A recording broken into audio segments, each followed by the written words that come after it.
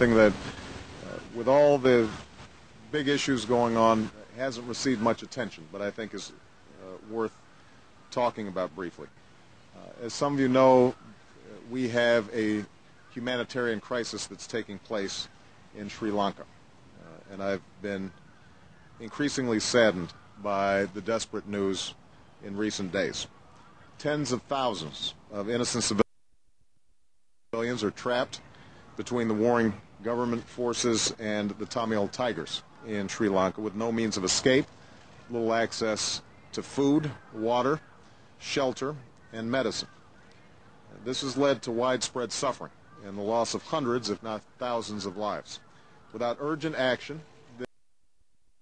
this humanitarian crisis could turn into a catastrophe.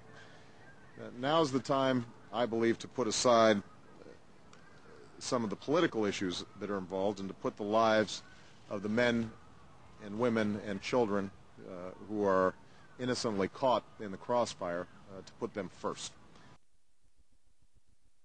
So I urge the Tamil Tigers to lay down their arms and let civilians go. Their forced recruitment of civilians and their use of civilians as human shields is deplorable. These tactics will only serve to alienate all those who carry them out. I'm also calling on the Sri Lankan government to take several steps to alleviate this humanitarian crisis. First, the government should stop the indiscriminate shelling that has taken hundreds of innocent lives, including several hospitals. The government should live up to its commitment to not use heavy weapons in the conflict zone. Second, the government should give United Nations humanitarian teams access to the civilians who are trapped between the warring parties so that they can receive the immediate assistance necessary to save lives.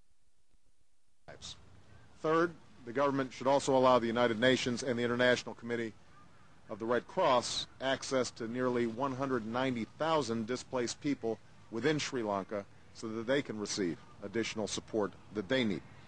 The United States stands ready to work with the international community to support the people of Sri Lanka in this time of suffering. I don't believe that we can delay. Now's the time for all of us to work together to avert further humanitarian suffering.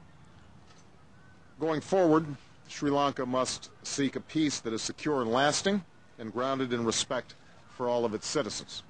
More civilian casualties and inadequate care for those caught in resettlement camps will only make it more difficult to achieve the peace that the people of Sri Lanka deserve. Now, let me also say a few words about an issue that I know you asked Robert Gibbs about quite a bit today, and that's my decision to argue against the release of additional detainee photos. Understand, these photos are associated with closed investigations of the alleged abuse of detainees in our ongoing war effort. And I want to emphasize that these photos that were requested in this case are not particularly sensational, especially when compared to the painful images that we remember from Abu Ghraib. But they do represent conduct that did not conform with the Army manual. That's precisely why they were investigated. And I might add, investigated long before I took office. And where appropriate, sanctions have been applied. In other words, this is not a situation in which the Pentagon has concealed or sought to justify inappropriate action. Rather, it has gone through the appropriate and regular processes, and the individuals who are involved have been identified and appropriate actions have been taken.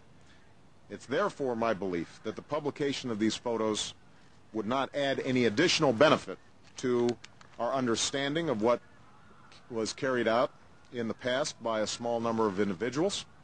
In fact, the most direct consequence of releasing them, I believe, would be to further inflame anti-American opinion and to put our troops in greater danger. Moreover, I fear the publication of these photos may only have a chilling effect on future investigations of detainee abuse. And obviously the thing that is most important in my mind is making sure